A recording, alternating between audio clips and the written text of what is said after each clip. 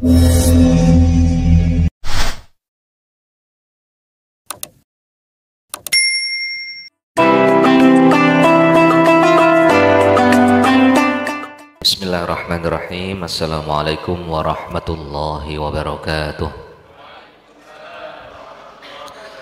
Alhamdulillahi rabbil alamin, wassalatu wassalamu ala habibi rabbil alamin, sayyidina wa maulana Muhammadin wa ala alihi wa ashabihi ajma'in, amma ba'du.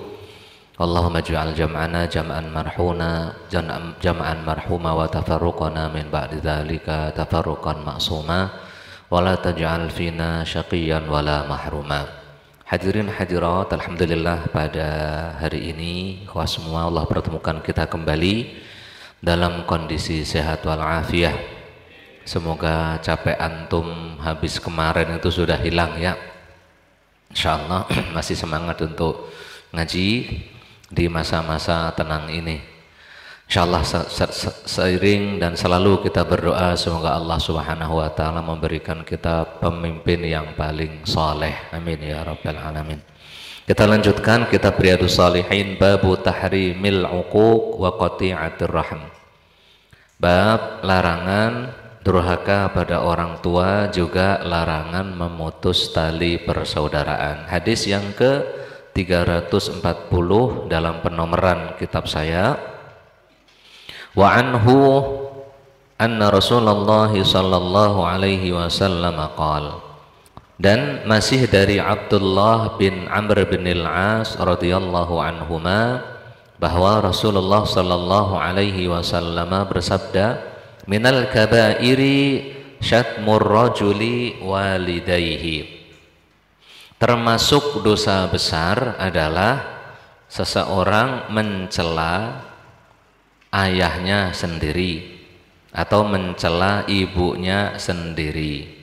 Qalu, para sahabat berkata, ya Rasulullah, wa hal yashtimur rajulu walidayhi, apakah ada seseorang yang mencela kedua orang tuanya, mencela bapaknya, mencela emaknya? Para sahabat nanya, emang ada gitu seorang anak jelek-jelekin bapak sama emaknya sendiri? Emang ada ya Rasulullah? Baginda Nabi bersabda, na'am, iya ada. Yasubbu abar rajuli fayasubbu abahu wa yasubbu ummahu fayasubbu ummahu. Tidak mencela secara langsung, tapi mencela orang tua temannya, mencela orang tua tetangganya, mencela orang tua siapa gitu. Nah kemudian temennya tadi karena merasa orang tuanya dijelek-jelekin, ganti jelek-jelekin orang tua yang mencela. Nah ini kata baginda Nabi termasuk mencela orang tua sendiri. Ini hadis muttafaqun alaih. Wa fi riwayatin lahuma, dan dalam satu riwayat masih Bukhari Muslim, inna min akbaril kabair, di antara dosa besar yang paling besar. Dosa besar itu banyak. Di antara yang paling besar itu adalah an yal'ana rajulu walidayhi, seseorang melaknati kedua orang tuanya. Orang tuanya dilaknati, didoain jelek.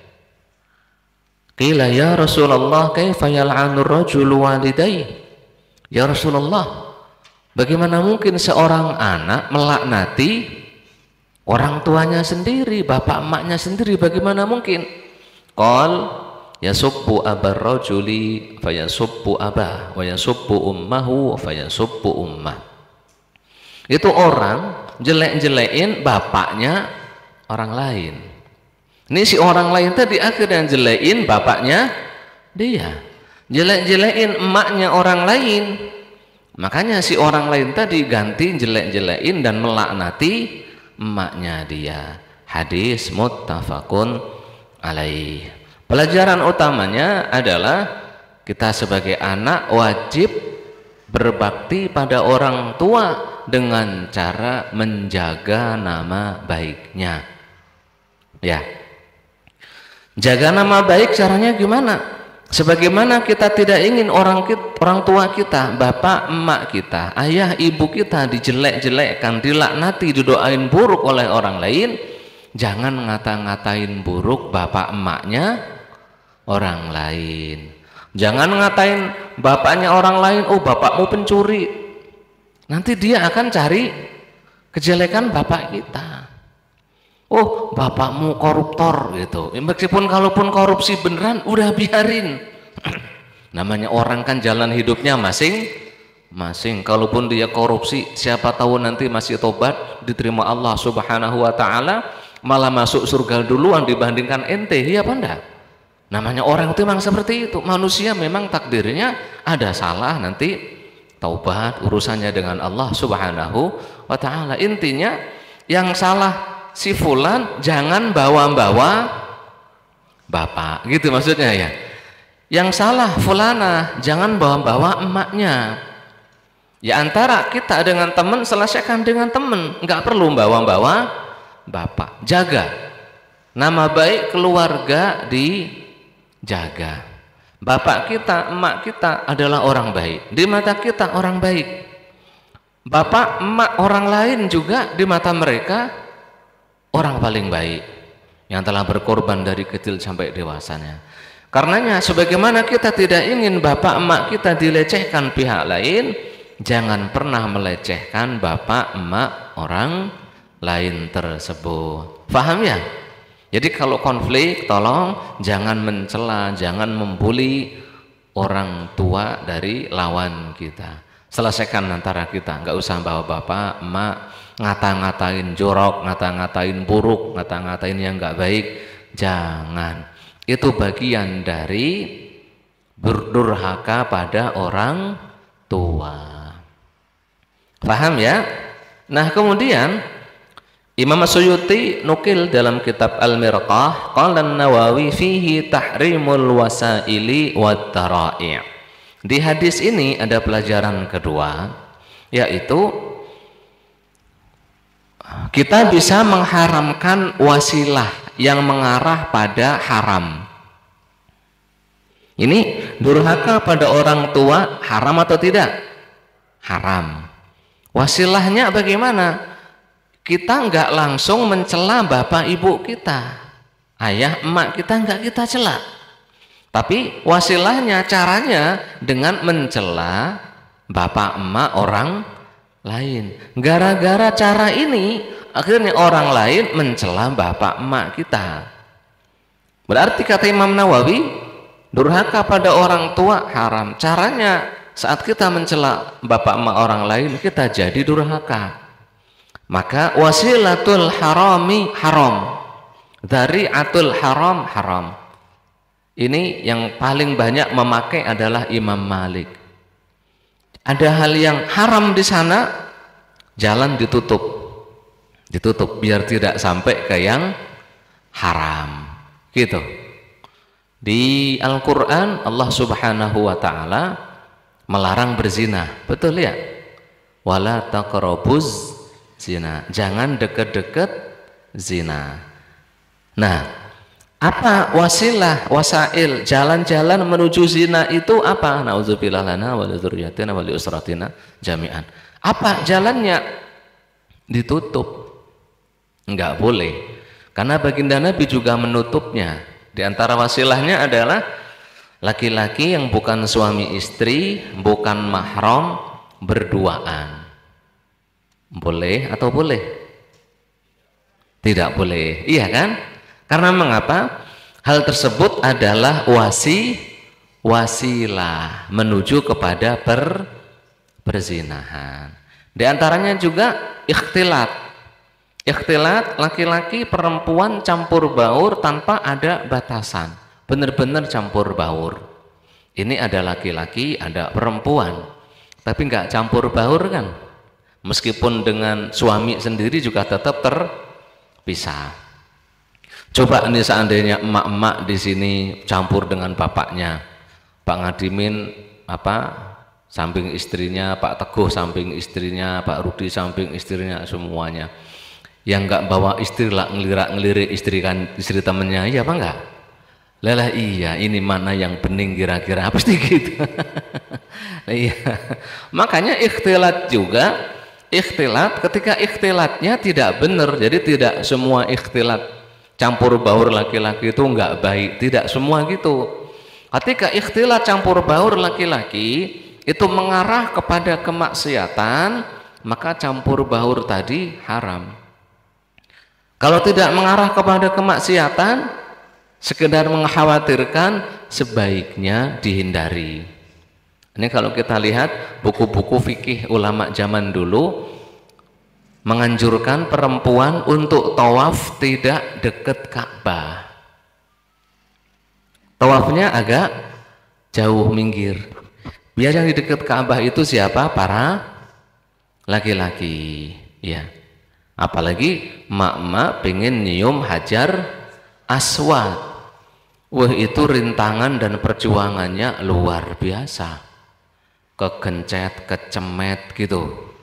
Ya, wal'iyadzubillah, salah-salah pengen nyium Hajar Aswad malah pipinya kecium. Mungkin nggak secara logika? Mungkin gitu. Makanya para ulama zaman dulu menganjurkan, ya meskipun tawaf itu kan nggak maksiat ya. Tawaf itu ibadah. Tapi ketika dikhawatirkan terjadi hal yang tidak baik, perempuan sebaiknya tawaf di agak menjauh saja. Jangankan perempuan, Umar bin Al-Khattab itu dalam beberapa riwayat dilarang oleh Nabi, kamu jangan ikut-ikut untuk nyium Hajar Aswad. Karena Umar bin Khattab itu orangnya tegap gitu, gagah. Nanti kalau bergerak sedikit yang kecil-kecil kayak saya ini pada jatuh semua. Lah iya, orang kalau gede-gede ketemu orang kecil-kecil kayak saya ini, yang kecil-kecil kudu minggir. Makanya kata Nabi, udah jangan ikut-ikut. Nah, semua jalan menuju yang haram hukumnya haram. Itu namanya saddud dara'i atau saddud dari'ah, menutup celah, menutup jalan menuju hal yang haram. Arisan, hukum asal arisan, reuni, apa hukum asalnya? Halal. Iya, halal. Namanya arisan, cuma pengen ketemu gitu kan, saling ngutangi duluan gantian gitu. Reuni, temu kangen gitu kan, dengan teman-teman SMP, SD, SMA gitu, teman-teman kuliah, reuni halal. Tapi ketika reuninya tadi laki-laki perempuan campur baur, perempuannya pakai pakaian-pakaian yang kurang syar'i, yang enggak syar'i, diiringi dengan musik ajub-ajuban. Waduh, ya wes Pak, enggak boleh. Kenapa? Mengarah kepada hal yang tidak baik. Ya, namanya apa? Saddud dari'ah. Ini sekarang yang termasuk terlalu luas menerapkannya dulu sebagian ulama Saudi. Nah, sebagian fatwa-fatwa di kerajaan Saudi Arabia zaman dulu berdasarkan saddud dari'ah. Tapi kebablasan. Dalam beberapa sisi gitu terlalu kebablasan. Kayak contohnya dulu ya, sekarang udah dirubah. Dulu ada fatwa perempuan haram nyopir mobil. Perempuan haram nyopir mobil. Jadi seorang suami kalau nggak bisa nganterin istri, kudu nyewa sopir pribadi gitu. Semakin kesini ekonomi itu nggak semakin naik, semakin turun. Karena apalah, gejolak dunia, minyak juga semakin murah, pengaruh perang apa semuanya. Akhirnya banyak kepala keluarga tidak mampu nyewa sopir pribadi. Ini kepala keluarga laki-laki harus kerja. Nah, sekarang yang nganterin anak-anak ke sekolah siapa? Emaknya di fatwa nggak boleh nyopir mobil. Saya masih ingat sekali di kelas saya di Libya, di kelas Itu ada dosen dengan gampangnya mengatakan bahwa ciri-ciri perempuan liberal atau ciri-ciri orang liberal adalah orang-orang yang membolehkan perempuan nyetir mobil. Di hati saya, kok gitu amat? Ya, apa kaitannya liberalisme dengan perempuan nyetir mobil coba? Kaitannya apa coba? Liberalisme itu kan dimulai dari sebuah keyakinan yang nyeleweng gitu ya, nyeleweng keyakinannya. Lah perempuan nyetir mobil itu masalah muamalah, iya apa enggak? Bukan masalah akidah. Liberalisme dimulai dari sebuah keyakinan, cara berpikir yang salah, kemudian baru turun kepada perbuatan. Lah ini perempuan nyupir mobil itu enggak ada kaitannya dengan akidah. Iya, unik saya. Kok bisa ya? Kok bisa? Nah giliran saya kan ke Arab tahun 2015, itu masih haram seingat saya fatwanya. Kemudian menjelang COVID itu dirubah fatwanya. Kenapa dirubah? Karena fenomena tadi, realitanya banyak kepala keluarga tidak bisa menyediakan sopir pribadi. Karena sopir pribadi ya minimal 1.500 real itu minim. Harus menyediakan akomodasi yang lain, itu enggak semuanya punya. Dirubah fatwanya, perempuan boleh nyopir mobil, boleh. Akhirnya perempuan-perempuan itu pada sekolah ke dalah namanya. Karena itu unik di Saudi bagusnya. Sekolah pengemudi itu langsung di bawah apa bahasa kita kayak polisi kepolisian gitu. Jadi nggak ada nyuap-nyuapan, nggak ada nyogok-nyogokan gitu. Kalau nggak lulus tes ya sekolah langsung dibimbing oleh Pak polisi, berapa kali pertemuan nanti lulus. Nah gitu banyak. Nah sekarang perempuan Saudi pada nyupir mobil sendiri. Nah ketika ditanya dulu salah seorang ulama yang mengatakan perempuan haram nyupir mobil, apa alasannya? Kata mereka ini ada rekamannya di YouTube, masih ada. Nggak usah saya sebutkan ulamanya siapa. Saya masih hidup, ulamanya masih hidup, ulama sepuh di Saudi. Perempuan kalau diperbolehkan nyupir mobil sendiri, tuh perempuan nanti bakal nemui pacarnya. Karena nemui pacar itu mendekati zina, ditutup jalannya, haram. Makanya perempuan nggak boleh nyetir mobil sendiri karena dikhawatirkan nemui pacarnya. Lah saya mikir, lah kalau laki-laki nggak bisa nemui pacarnya memang bukannya sama wae. Lah iya kan, emang kalau laki-laki nyopir mobil sendiri nggak bisa nemui pacarnya? Bisa kan? Nah itu nggak pas itu. Padahal dalam kaidah usul fikih al hukmu yaduru ma'a illatihi wujudan wa adaman. Hukum itu selalu ada bersama illatnya, bersama sebabnya. Kalau sebabnya ada hukum. Nggak ada sebab, nggak ada hukum. Lah tadi sebabnya haram adalah kemungkinan perempuan nemui pacar gitu. Lah emang laki-laki kagak ada sebab seperti itu? Ada. Iya apa enggak? Lala iya gitu ya. Makanya saya dari dulu ketika dengar ada dosen mengatakan ciri-ciri perempuan liberal, perempuan nyetir mobil sendiri, nggak masuk di hati saya. Tapi ya saya hormati karena ini dosen meskipun sudah doktor, mungkin sudah profesor sekarang, memang hidup dalam ruang lingkup cara berpikir seperti itu. Lah iya kan?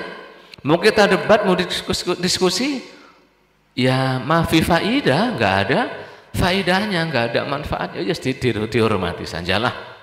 Toh namanya guru, yang penting ngajarkan kita kebaikan, kita juga bisa mikirkan gitu, yang penting ada kaidahnya. Paham ya? Apa namanya tadi itu? Saddu adzari'ah. Ya silahkan, perkara-perkara haram yang lain silahkan, ini jadi rumus. Anak sampean mau izin kemana? Belajar bersama.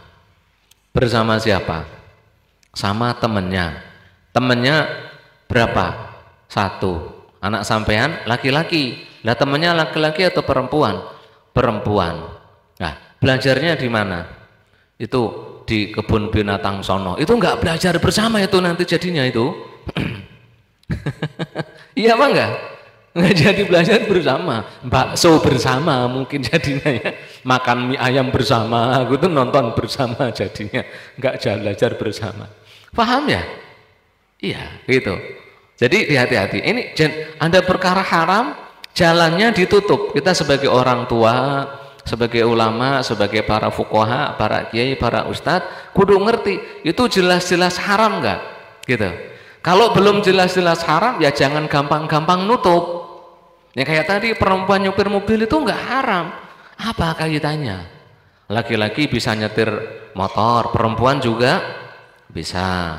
Laki-laki bisa nyupir mobil, perempuan juga bisa. Laki-laki nyupir bis, perempuan bisa nggak?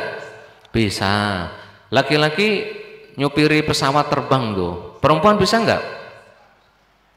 Mungkin bisa, mungkin ya. Saya nggak pernah tahu sih ada pilot perempuan, ada nggak pilot perempuan? Mungkin aja secara logika kita ada.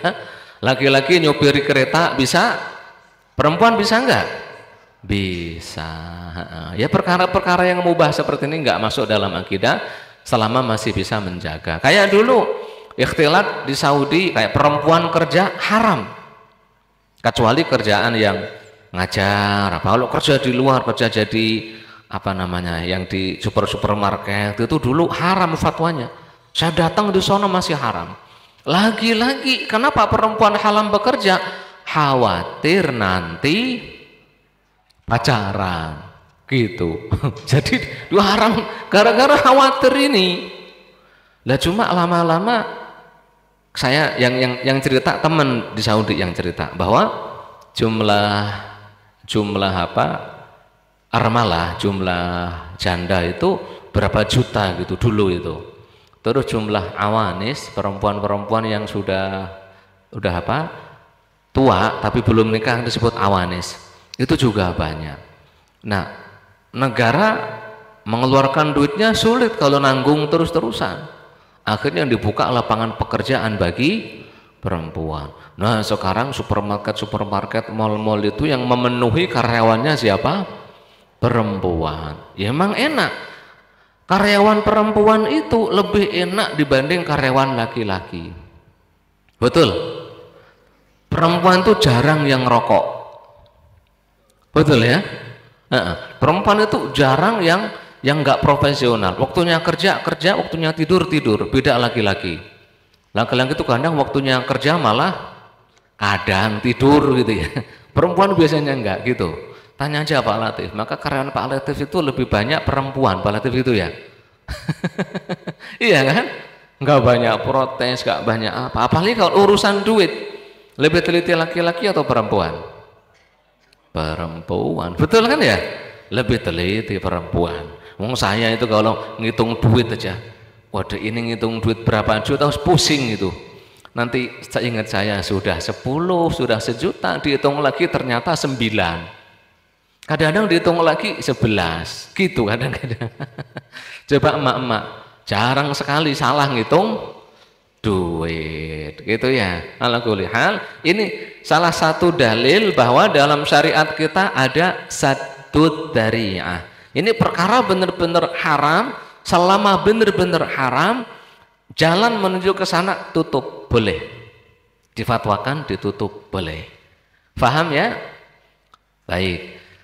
Terus itu pelajaran 3 pelajaran utama ya, 3 pelajaran utama. Baik, hadis yang selanjutnya, wa an Abi Muhammad Jubair bin Mut'im anna Rasulullah sallallahu alaihi wasallam qala la yadkhulul jannata qati'un qala Sufyan yakni qati'a rahimin muttafaqun alaih. Dari Abi Muhammad Jubair bin Mut'im, ini sahabat Jubair bin Mut'im masuk Islam pada peristiwa perang Khaybar. Ada yang mengatakan masuk Islamnya pas Fathu Makkah. Meriwayatkan 60 hadis dari baginda Nabi sallallahu alaihi wasallam, termasuk pemuka Quraisy yang sangat disegani, Jubair bin Mut'im. wafat di Madinah tahun 54 Hijriah. Ada yang mengatakan 59 Hijriah kata Imam An-Nawawi. Bahwa baginda Nabi SAW bersabda, la yadkhulul jannata qati'.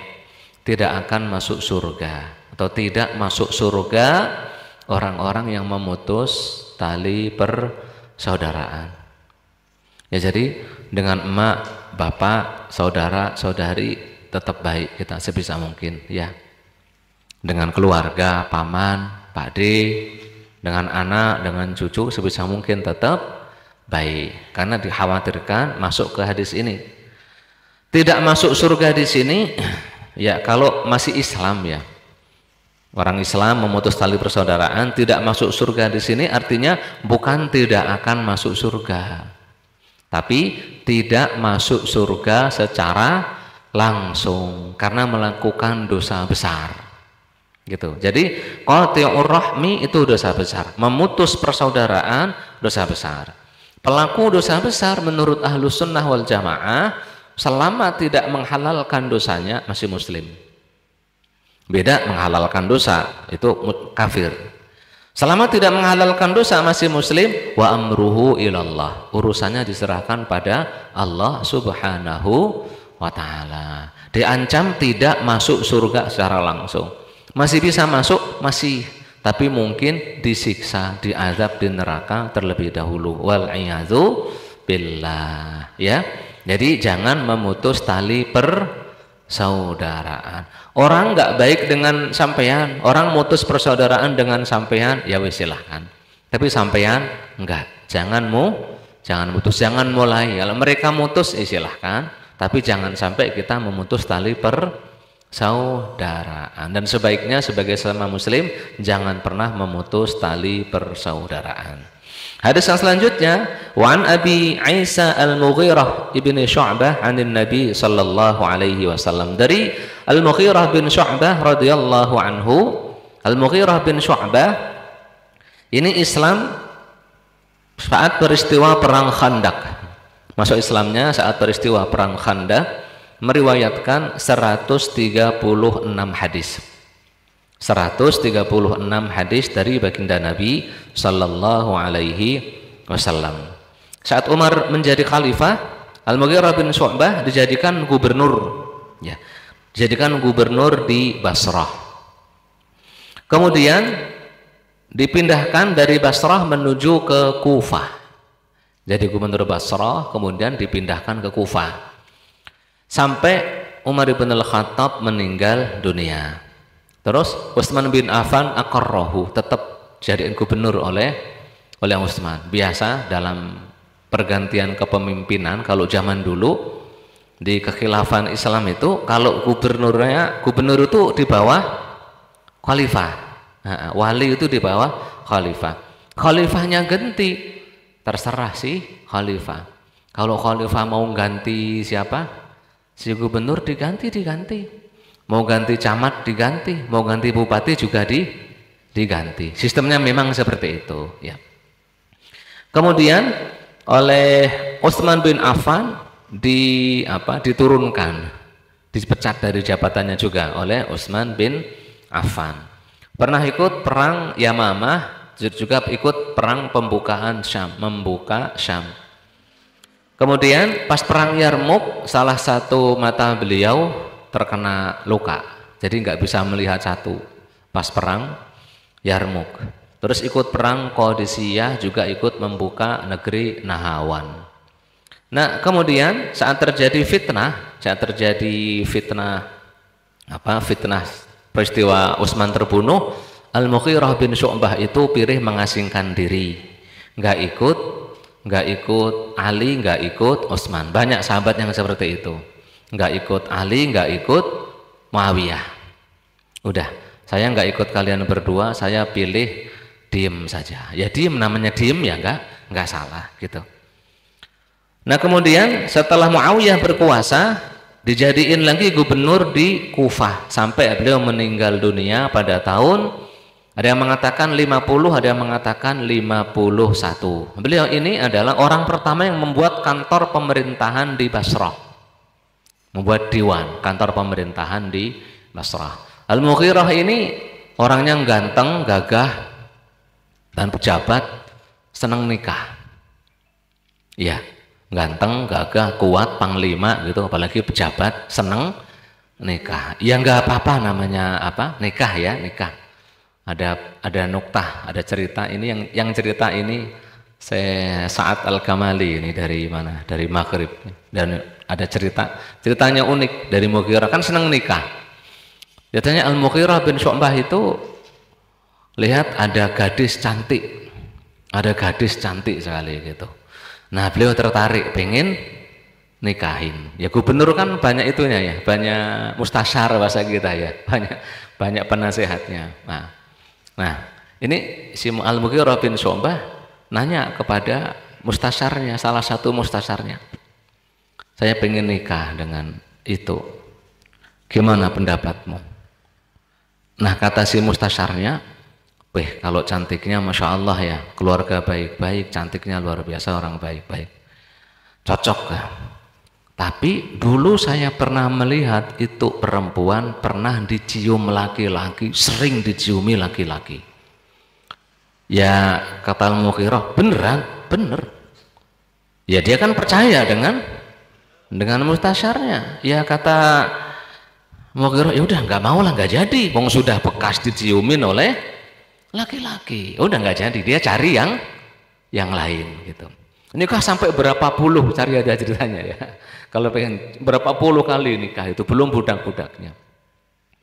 Nah terus kemudian suatu hari ini Mughirah melihat mustasyarnya tadi itu nikah dengan si perempuan tadi itu, lagi berbulan madu malah gitu kan. Nah, makanya ditanya sama Al-Mughirah, loh katamu dia diciumin sama laki-laki, kok ente mau? Iya benar Pak Gub, benar dicium laki-laki, tapi laki-laki itu bapaknya. Saat dia masih kecil.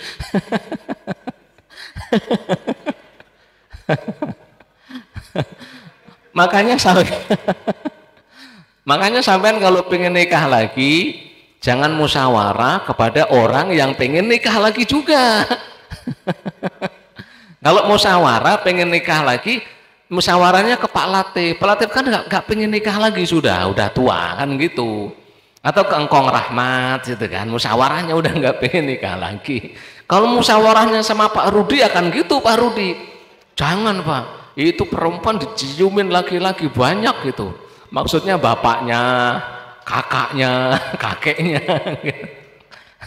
Ceritanya Al-Mughirah bin Syu'bah. Ya biar antum nggak ngantuk aja ya.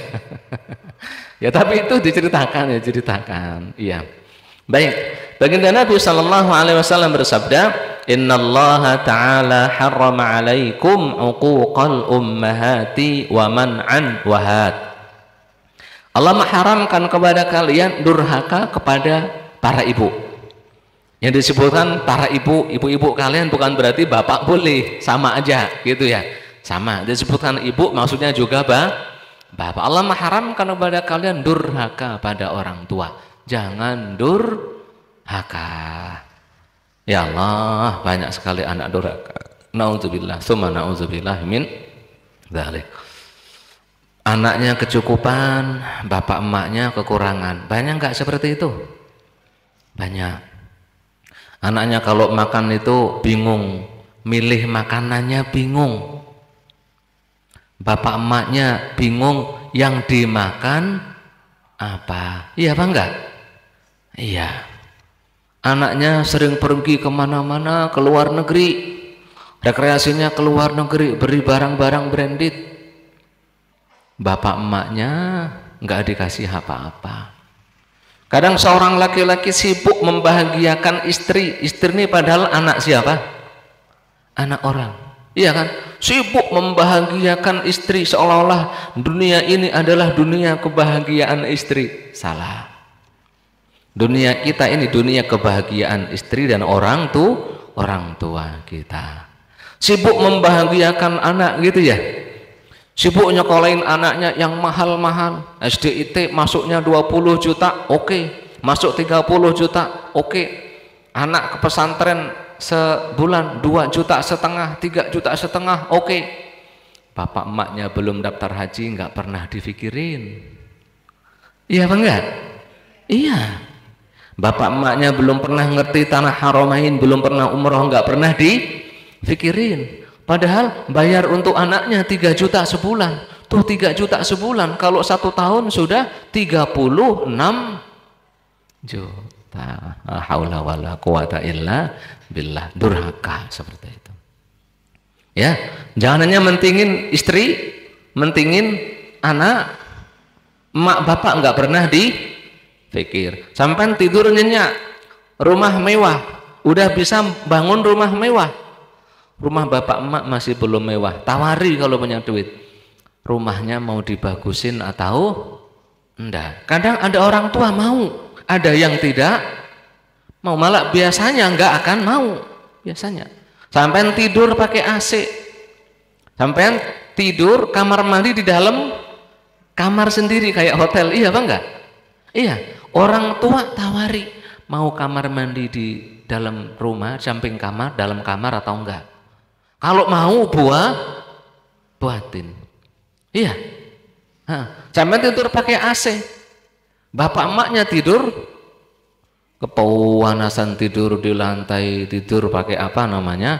Kipas. Ya kalau ada duitnya, Simon, sekali lagi kalau ada duitnya. Kalau ada duitnya, tanyain, Bapak, Emak mau tidur dengan AC atau enggak? Mudeng. Sampai makan enak, kita makan enak. Jangan lupa kirim duit biar Bapak Emak bisa makan enak. Istri minta jajan 2 bulan sekali. Kalau Pak Kus sebulan sekali kayaknya Pak Kus ya. Kalau Pak Rudi setengah bulan sekali malah kayaknya ya. Makan di luar. Ada yang pengen makan di luar seminggu sekali, betul atau enggak? Iya, sekali makan habis 300.000. Iya apa enggak? 400.000. Bahkan kadang 500.000. 500.000 itu dikasih emak cukup seminggu enggak? Cukup sebulan, bahkan kalau emak sendiri yakin cukup. Iya apa enggak? Iya, wong emak loh. Emak sama bapak enggak mau tiap hari makan ayam juga kan, takutnya apa, kebanyakan vitamin gitu kan ya. Enggak tahu tiap hari, enggak mau tiap hari makan yang enak-enak, takutnya asam urat lah, kolesterol lah, wis macem-macem gitu. Iya, jadi jangan durhaka pada orang tua. Sampean enak pikirkan, bapak emak sudah enak atau belum? Ini emak-emak ada yang kerja, iya kan, ada yang kerja. Kalau kerja, sampean kerja enak. Emak-emak kalau kerja punya duit sendiri itu enak. Tugas sampean cuma membahagiakan orang tua, karena anak sudah dibahagiain oleh siapa? Suami. Sampean punya duit, masih dikasih duit oleh siapa? Suami. Iya apa enggak? Iya. Pak Haris kerja, masih ngasih duit ke suami istrinya kan? Masih. Istrinya kerja, duitnya buat apa? Buat seneng-seneng kan? Iya. Jangan mikir seneng sendiri, mikir juga senengnya siapa? Emak bapak. Emak bapaknya sudah pernah lihat Mekah Madinah belum? Kalau sudah, alhamdulillah. Kalau belum, daftarin haji. Iya, udah daftar haji Pak Ustadz, tapi nunggunya lama. Mau daftar yang plus duitnya kurang, daftarin yang biasa. Terus daftarin umroh, hubungi Ustadz Muhammad biar umroh sama Ustadz Muhammad, kan jadi gitu ya. Nah seperti itu maksudnya, paham ya? Iya, kita makan enak, ingat emak kita makan enak atau enggak. Kita liburan, tawari, mak mau ikut liburan atau mudeng ya?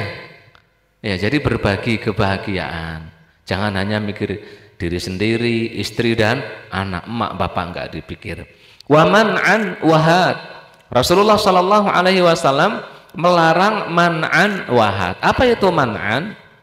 Man'an itu maksudnya harusnya kita kasih, tapi enggak kita kasih.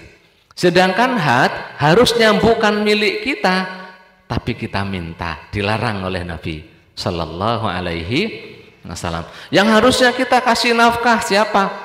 Orang tua, bapak, emak, anak, istri, iya kan? harus kita kasih nafkah. Tapi kita males ngasih nafkah, haram. Hati-hati, dosa besar. Harusnya orang tua dikasih oleh suami. Ini emak-emak, ibu-ibunya, istri malah ngelarang suami. Kok nggak izin saya nggak mau ngasih orang tuanya? Lah apa kepentinganmu? Ya namanya rumah tangga harus terbuka. Kata siapa? Kata siapa rumah tangga itu harus terbuka semuanya? Kata siapa coba? Panutan kita siapa? Al-Quran dan Sunnah. Kewajiban suami memberi nafkah lahir batin kepada udah cukup, udah selesai kan? Iya. Apakah seorang suami harus buka-bukaan semua penghasilannya berapa untuk beli apa kepada itu, harus buka-bukaan seperti itu? Enggak ada Bu seperti itu.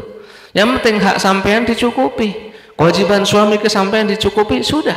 Jangan minta lebih. Terserah mau suami ngasih emaknya, ngasih bapaknya, ngasih adiknya, ngasih pamannya, terserah suami. Iya. Jangan sampai kita menjadi penghalang orang lain berbuat baik. Sama kayak suami, istrinya kerja. Istri kerja ini terserah dia, Pak. Kalau sampean ikhlas istri kerja, dapat duitnya terserah dia. Sampean nggak berhak minta. Bukan hak sampean. Hat, sini kasih saya, enggak berhak minta. Nah, di Saudi ini real. Yang bertanya ke saya adalah salah satu asisten rumah tangga ART, salah satu ART. Jadi di Saudi itu saya bertahun-tahun ngisi kajian ibu-ibu ART, bertahun-tahun. Yang diadakan oleh teman-teman jamaah tabligh dengan saya. Ada yang tanya, Pak Ustadz, saya ini setelah nikah justru oleh suami disuruh pergi ke Saudi untuk kerja. Nah setiap bulan saya kudu ngirim ke suami. Dan tahu-tahu kok suami saya sudah nikah lagi Pak Ustadz. Boleh nggak saya minta cerai?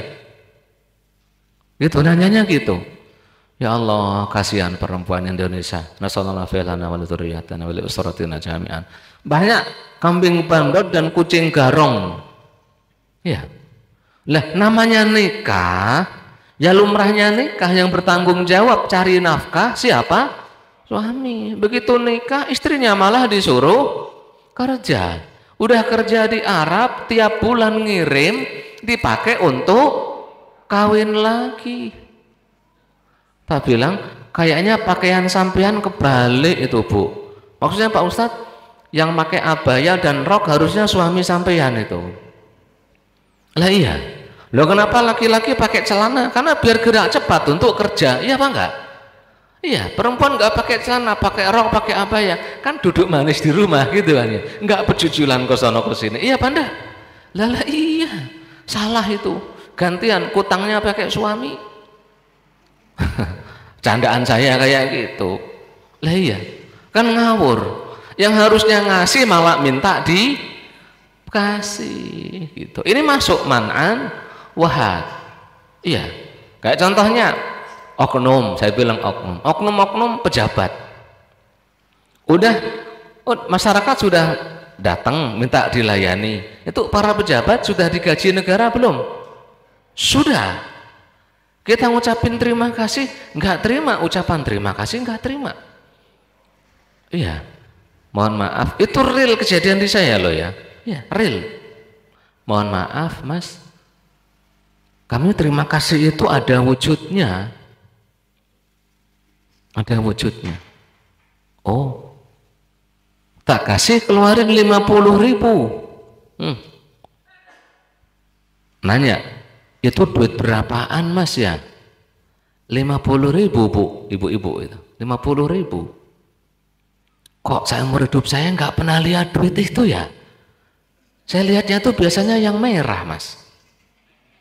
Nah ganti Pak, yang 50.000 diganti 100.000.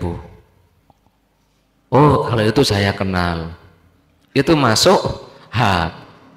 Dia nggak berhak. Bahkan secara undang-undang ditulis loh.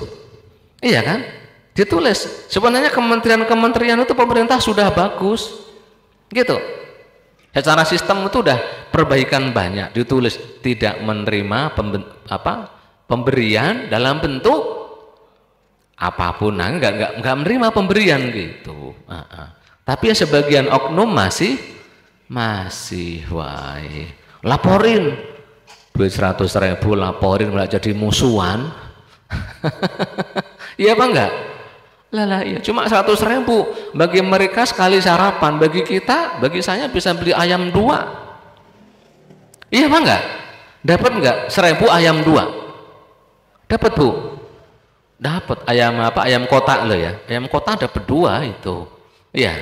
2 itu kalau anak 2, 3 bisa makan berapa hari itu ayam? Loh banyak. Iya, kalau memang bukan hak kita jangan minta hak, nggak boleh. Iya, bahkan dalam skup negara, kalau memang bukan haknya jangan minta ke rakyat. Cerita pengarang kitab Riyadhus Shalihin, Imam Nawawi. Ini cerita.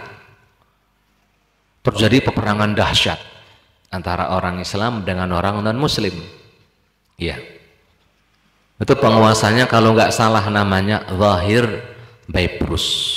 Itu yang kalau nggak salah yang melawan pasukan Mongol. Saya ingat perang dahsyat. Menang, pasukan Islam itu menang. Cuma perangnya kan nggak hanya sekali, terus ngusir pasukan Mongol itu. Nah, negara butuh duit lebih. Negara butuh duit lebih. Untuk apa? Untuk perang. Perang itu kondisi darurat atau enggak darurat? Super duper darurat. Perang tuh. Dikumpulkan seluruh ulama. Isi pemimpinnya, sultannya Zahir Baibrus. Saya ingat Zahir Baibrus. Ya mungkin ada salah penyebutan nama, mungkin namanya manusia yang katanya. Tapi kejadiannya real, masyhur. Para ulama, kami mohon fatwanya, arahannya bagaimana? Kami kekurangan dana untuk perang menghadapi pasukan non-muslim sono. Satu-satunya cara menurut kami narik pajak. Di negara Islam itu zaman dulu nggak kenal pajak bagi rakyatnya, kenalnya zakat. Ya, zakat pun alokasinya juga jelas. Masukan negara itu dari yang lain. Boleh nggak kami menarik tarikan iuran dari rakyat? Seluruh ulama setuju, ulama Syam setuju. Saya mengatakan satu yang belum menyetujui, siapa? Imam Muhyiddin Yahya bin Syaraf An-Nawawi, pengarang kitab Riyadhus Shalihin ini. Ya udah, diminta pertimbangan beliau bagaimana. Kata Imam Nawawi, saya enggak setuju. Kenapa Imam? Belum waktunya. Kehidupan raja, sultan, dan semua keluarganya masih kehidupan yang sangat-sangat mewah.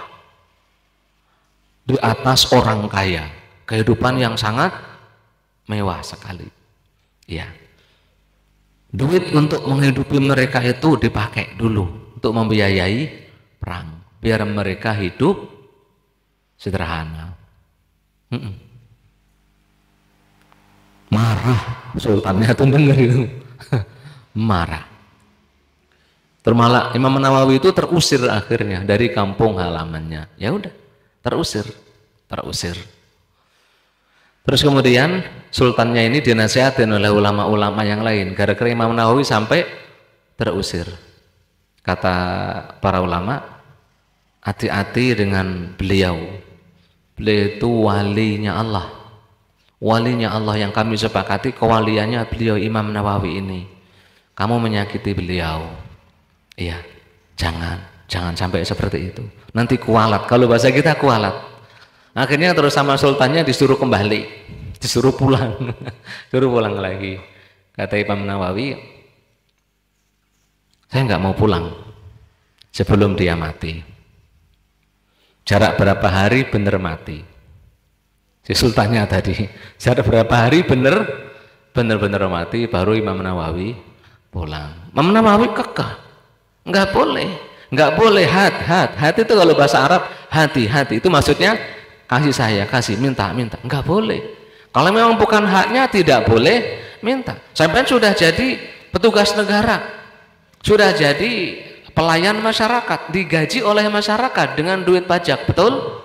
Iya, nggak layak, nggak boleh minta yang lain, nggak boleh. Makanya kata baginda Nabi, hadiyatul hukami gulul. Hadiah untuk para hukam, hadiah untuk para penguasa, para pegawai pemerintahan itu gulul, korupsi. Nggak boleh nerima. Sampai jadi pegawai di kelurahan, di kecamatan, di kabupaten, di kota, pegawai pemerintahan, nerima hadiah dari masyarakat yang sedang minta dilayani, hukumnya haram. Tapi karena haram ini tidak diindahkan, ya terjadilah sebuah sistem, kalau nggak ngasih urusannya sulit. Betul apa enggak? Iya.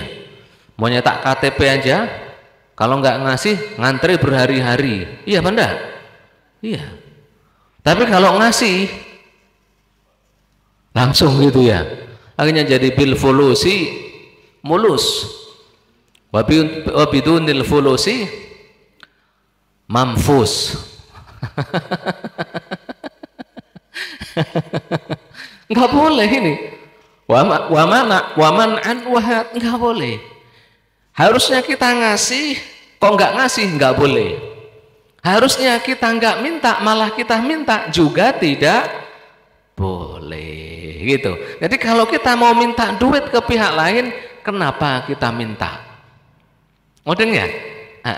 Makanya saya ya senang-senang aja kalau melihat mas-mas tukang parkir, ada polisi apa? Polpe, asalkan nggak maksa para, nggak apa-apa. Mereka malah bagus menjaga kendaraan biar aman. Kan nggak ada yang maksa kan ya? Nggak dikasih juga apa namanya? Terima, nggak dikasih juga, ya terima, ya biasa wae kan ya? Nggak masalah.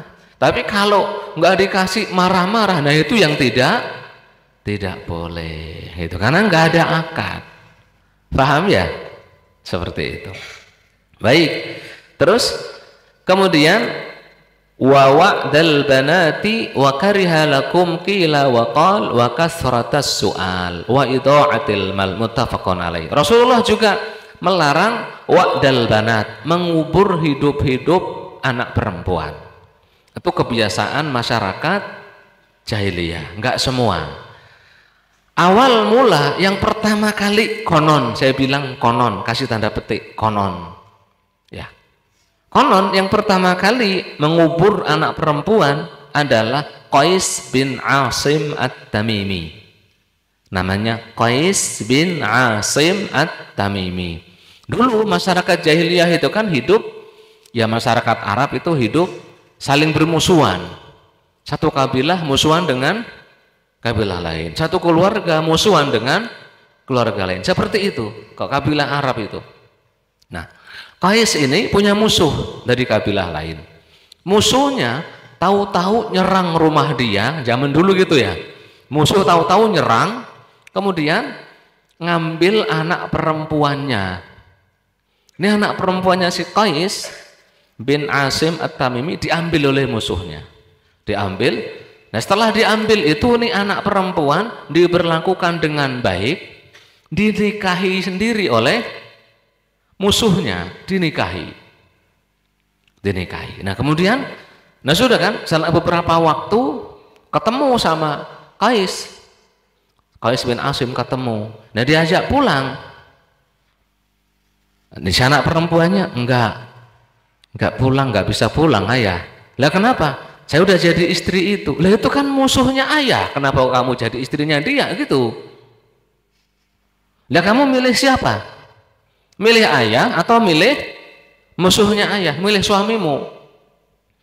Nih kata si perempuan, saya milih suami. Makanya Qais bin Asim bersumpah, demi Allah, kalau punya anak perempuan lagi tak kubur langsung biar nggak jadi seperti si dia. Itu awal pertama kali terjadi penguburan anak perempuan hidup-hidup. Nah setelah itu benar punya anak perempuan dikubur hidup-hidup oleh Qais bin Asim At-Tamimi. Saking jengkelnya dengan si anak perempuan tadi, milih musuhnya daripada bapaknya sendiri. Ceritanya seperti itu. Nah kemudian ada masyarakat yang ngikuti Qais, ada yang nggak ngikuti, ada yang tetap masih membiarkan anak perempuan. Makanya masih banyak perempuan juga. Ada yang ngikuti jejak Qais. Ngikuti itu ada kalanya karena takut malu. Ada yang kedua takut miskin. Caranya pun dua cara. Ini disebutkan dalam Dalilul Falihin. Caranya dua. Yang pertama, kan zaman dulu nggak ada USG gitu. Yang penting kalau mau melahirkannya itu sudah di samping kuburan, udah digali. Jadi emaknya kalau mau melahirkan itu disuruh di samping kuburan. Kalau keluarnya perempuan langsung digelundungin, udah nggak peduli, langsung dikubur. Yang kedua ditunggu sampai usia 6 tahun. Kalau udah usia 6 tahun nanti diajak ke kuburan, dari gali, terus anak perempuannya dijorokin, terus diuruk. Nasallallahu alaihi wasallam. Itu budaya, bukan apa ya, budaya sebagian, tradisi sebagian masyarakat jahiliyah. Kemudian ada sebelum Rasulullah dilahirkan itu ada orang apa yang berjiwa sosial tinggi, kasihan. Kenapa kok banyak anak perempuan dikubur? Apa dosa mereka? Gitu. Makanya ada seorang yang namanya So'ah bin Najiyah At-Tamimi. Ya, So'ah bin Najiyah At-Tamimi. Itu orang kaya. Nah, orang kaya kemudian kasihan melihat anak-anak dibunuhin gitu.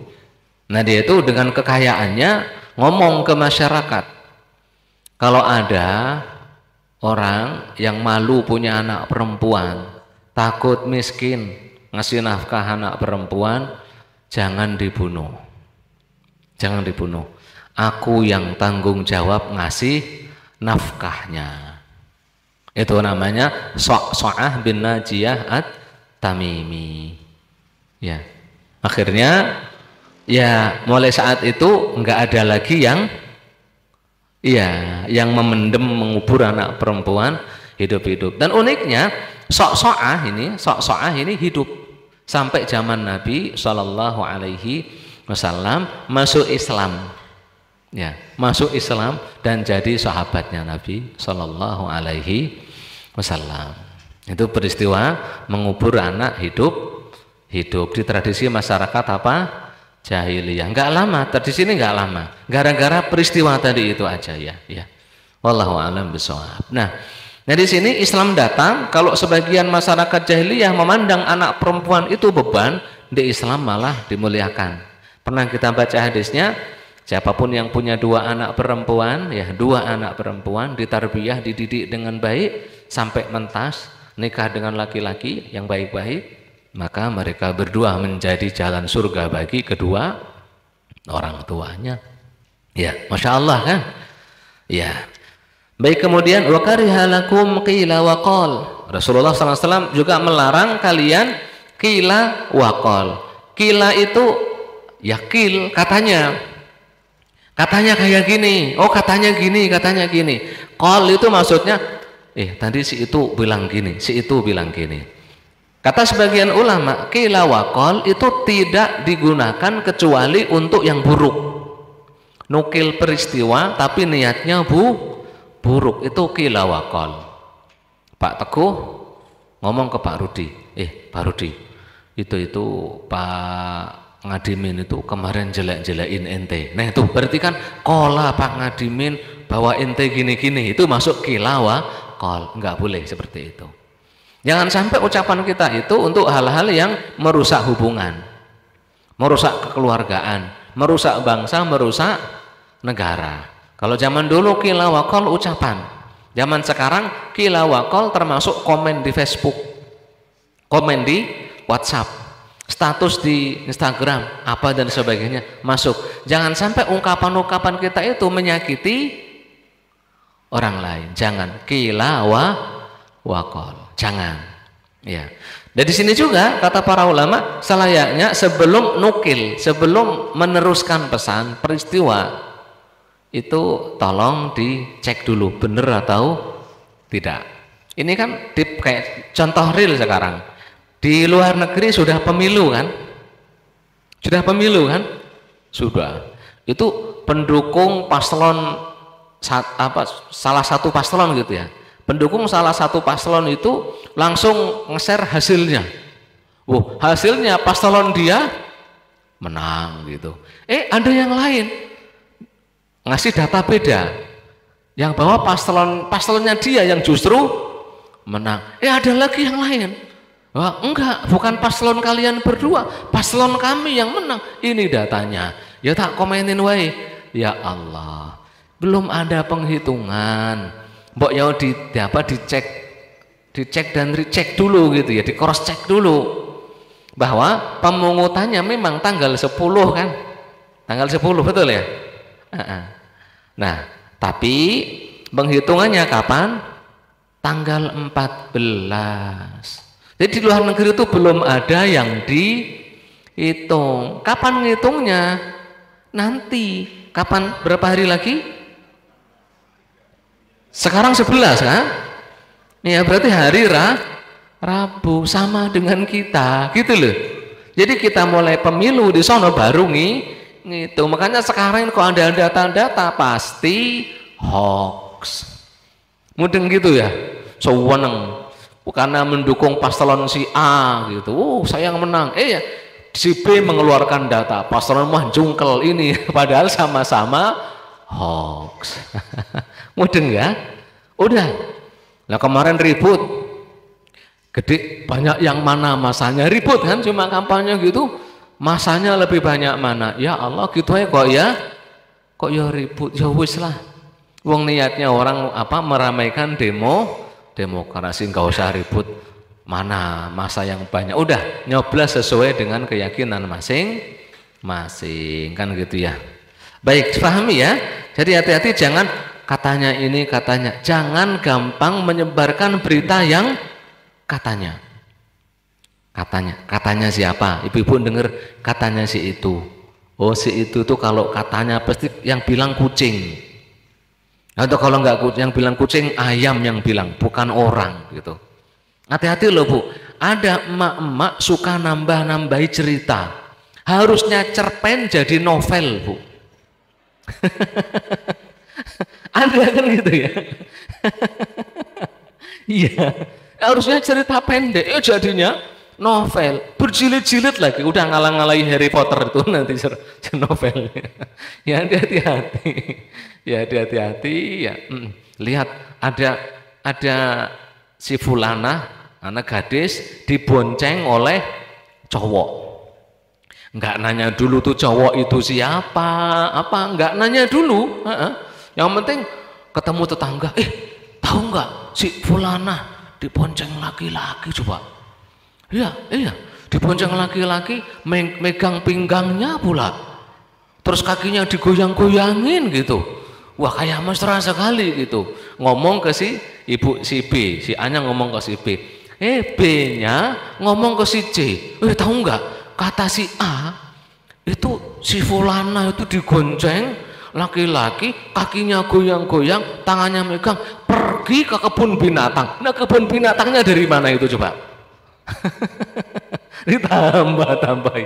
Nanti sampai ke si C tambahi makan bakso, makan soto, tambah-tambahi. Padahal asal muasal peristiwanya cuma si perempuan dibonceng laki-laki. Nah laki-lakinya siapa? Ternyata kakaknya sendiri atau adiknya sendiri. Ternyata adik emaknya, berarti om kan itu ya. Ada adik bapaknya, berarti juga paman. Boleh kan? Ya boleh. Enggak cari tahu dulu siapa, main langsung ngeceriwi sono-sono nambahi gitu ya, jangan ya. Makanya Rasulullah melarang qila wa qal. Jangan gampang-gampang menceritakan yang belum jelas. Wa kasratas su'al. Rasulullah melarang banyak tanya zaman saat itu. Saat itu Rasulullah melarang banyak tanya. Al-Quran juga menyebutkan, la tas'alu an asya'a in tubda lakum tasukum. Jangan banyak nanya. Karena kalau kalian banyak nanya, nanti hukumnya malah terlalu sulit. Makanya kata baginda Nabi, Allah itu mengharamkan yang haram, jangan dilanggar. Gitu. Menghalalkan yang halal. Wa sakata an asya'a rahmatan bikum ghairu nisyanin fala tabhasu anha. Allah itu membiarkan banyak hal, enggak dijelaskan secara terperinci. Jangan cari-cari, nanti malah kalian kesulitan gitu. Makanya setelah dengar ini, para sahabat itu jarang nanya ke Nabi, jarang. Iya, takut gara-gara pertanyaan terus menjadi yang harusnya nggak wajib jadi wajib, yang harusnya mubah jadi haram.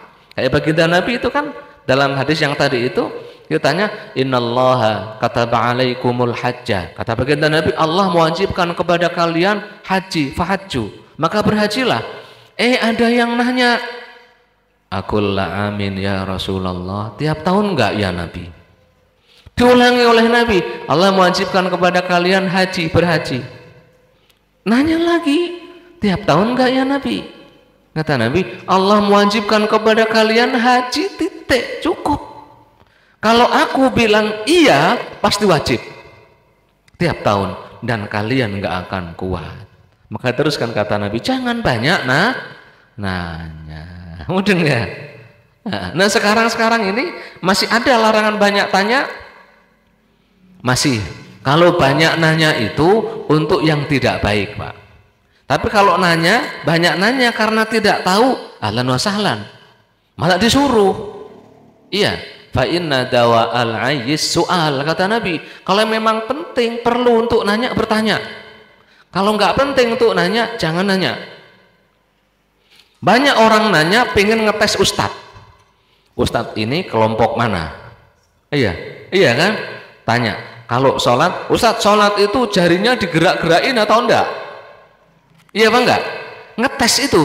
Oh kalau enggak gerak-gerakin berarti ustadz ini gini. Kalau gerak-gerak berarti ustadz ini gini. Ustadz, kunut subuh itu sunnah atau bid'ah?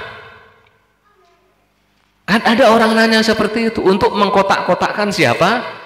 Ustadz. Ada orang nanya, soal seperti itu nggak boleh bertanya kalau niatnya untuk mengkotak-kotak ustadz, seorang ulama, nggak boleh.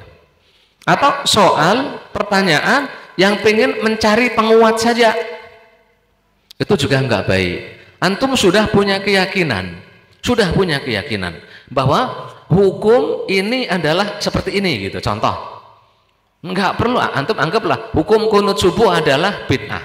Keyakinan antum bid'ah. Ya wis, kalau memang keyakinan antum seperti itu silahkan.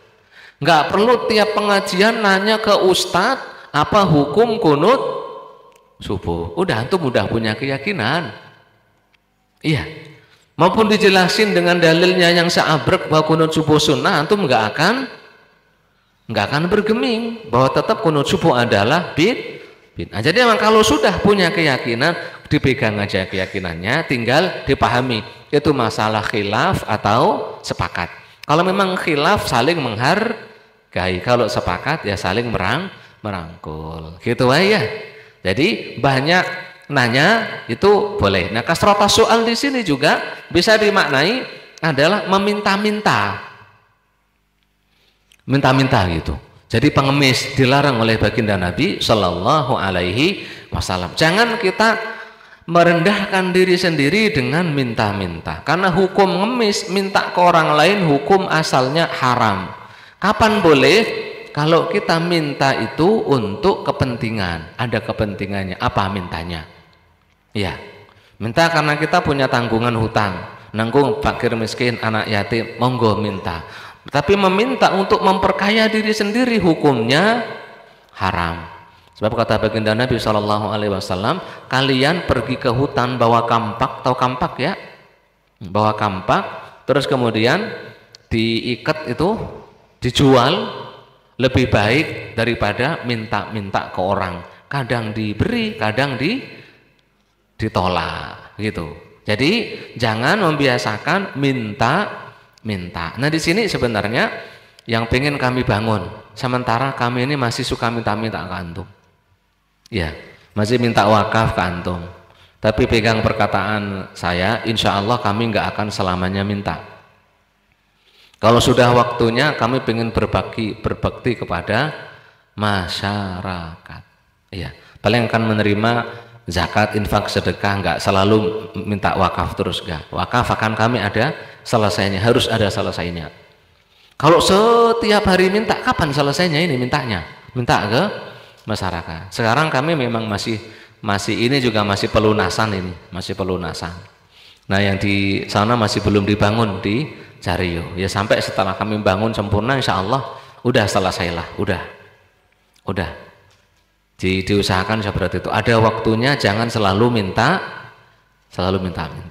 seperti itu. Paham ya? Kalau selalu minta, ya kita yang dimintai terus juga. Nah ini kapan selesai nggak mintanya? Iya apa enggak? Iya. Jadi minta-minta itu ada tujuannya apa? Nah, kalau memang ada tujuannya menyalurkan zakat, menyalurkan sedekah, monggo. Minta untuk pribadi jangan terus-terusan, harus ada waktunya, tidak untuk minta. Terakhir wa idha'atal mal. Rasulullah melarang kita untuk menyia-nyiakan harta. Menyia-nyiakan harta itu seperti apa? Kata Taqiyuddin Subki atau Taqi Subki dalam Halbiyat kitab beliau. Yang dimaksud harta sia-sia itu dinafkahkan untuk yang tidak ada manfaatnya, baik secara duniawi atau ukhrawi, nggak ada manfaatnya. Main game bayar, ya ada manfaatnya? Ada nggak? Ada Pak Ustadz. Hah? Oh, refreshing, sesekali refreshing. Kalau tiap hari berarti bukan refreshing, tapi stressing itu mah. Iya, udah pusing kalau tiap hari. Makanya kan banyak kasus di berita gitu. Tahu-tahu duit emaknya di HP itu habis karena lah emaknya marah nggak itu? Marah. Lah mending kalau jadi gamenya game apa namanya? Game pro gitu, profesional, dapat duit gitu kan ya. Lah ini cuma game untuk apa? Enggak dapat apa-apa, ngabisin duit berjuta-juta. Emaknya marah atau enggak? Lah ya marah, itu dibeliin cendol satu kampung makan semua. Cuma dibeliin yang enggak jelas. Iya. Enggak ada faedah baik di dunia ataupun di akhirat, itu yang sia-sia. Kalau ada faedahnya ya monggo ya. Kalau ada faedahnya ya. Wallahu a'lam bishawab.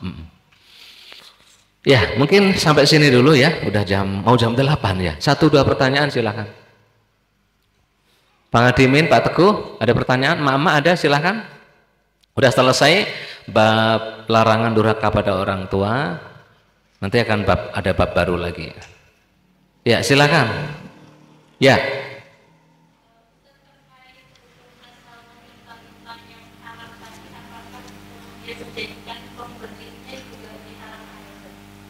Enggak. Kalau hukum asal minta-minta haram, apakah kita ngasih itu hukum asalnya haram? Enggak. Boleh. Karena Rasulullah la yaruddu sa'ilan. Rasul itu tidak pernah menolak orang yang minta. Meskipun dia ngemis gitu sama Nabi ya dikasih. Ada kan seorang sahabat minta duit dikasih, minta lagi dikasih, akhirnya minta lagi dikasih, tapi dinasihatin tadi minta-minta itu enggak boleh sebenarnya, kecuali untuk orang-orang yang membutuhkan, benar disebutin ini baik kerja sendiri. Akhirnya ini sahabat, kata beliau, demi Allah semenjak ini aku tidak akan mau minta-minta lagi, gak mau minta. Bahkan dikasih Abu Bakar, dikasih Umar gak mau, karena sudah berjanji tidak akan minta. Gitu. Ya. Ada lagi. Negara minta ke rakyat boleh enggak? Partai minta ke kadernya boleh enggak? Hah? Negara minta ke rakyat, pajak namanya, boleh enggak?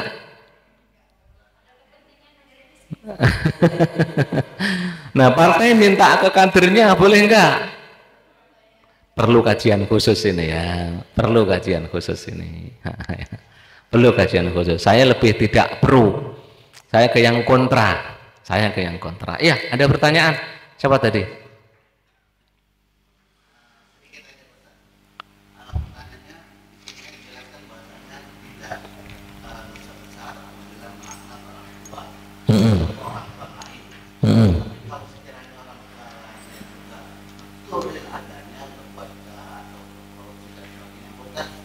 Nggak usah disebutin. Orang yang salah orang tuanya. Wala taziru waziratu wizra ukhra. Yang dosa siapa? Yang dapat dosa yang berdosa itu. Yang korupsi bapaknya. Kalau sampean punya anak dengan punya masalah dengan anaknya, nggak usah bawa-bawa dosa orang tuanya. Meskipun benar koruptor, meskipun iya. Karena anaknya nggak korupsi. Yang korupsi siapanya? Bapaknya. Jangan, oh dasar lo besar dari daging koruptor, nah ada kayak gitu, marah dia karena bawa-bawa bapak. Jangan, nggak boleh, meskipun pencuri, meskipun koruptor, meskipun apa, jangan. Wis masalahnya selesaiin dengan anaknya, nggak usah bawa-bawa bapak. Iya, ada lagi? Cukup? Pak Agus sehat? Pak Iskandar udah 1 tahun nggak kelihatan ya? Sehat Pak Iskandar ya? Pak Iwan nggak pernah kelihatan juga Pak Iwan? Oh ada. Pak Permadi nggak pernah kelihatan ya? Kemana Pak Permadi? Ada? Oh sama Pak Tio? Oh lagi umroh. Kok jarang kelihatan Pak Tio? Salam ke Pak Tio ya. Pak Tio, Pak Permadi yang jarang kelihatan. Baik, dan ahlan wa sahlan semuanya yang baru bergabung, selamat berjumpa ya. Semoga Allah Subhanahu wa taala memberkahi pertemuan kita kali ini. Semoga kalau jagoannya Pak Latif menang, insya Allah minggu depan tasyakuran. Kalau menang tapi ya, kalau menang 1 putaran jagoannya Pak Latif, bukan saya. Insya Allah kalau jagoannya Pak Latif menang 1 putaran, minggu depan kita tasyakuran. Iya. Iya. Tasyakuran di mana? Di sini udah kita tasyakuran. Iya, tasyakuran bareng-bareng. Wallahul muwaffiq ila aqwamit thoriq. Kita tutup dengan kafaratul majelis. Alhamdulillahirabbil alamin. Subhanakallahumma bihamdika asyhadu an la ilaha illa anta astaghfiruka wa atubu ilaik. Wa lafu minkum. Assalamualaikum warahmatullahi wabarakatuh.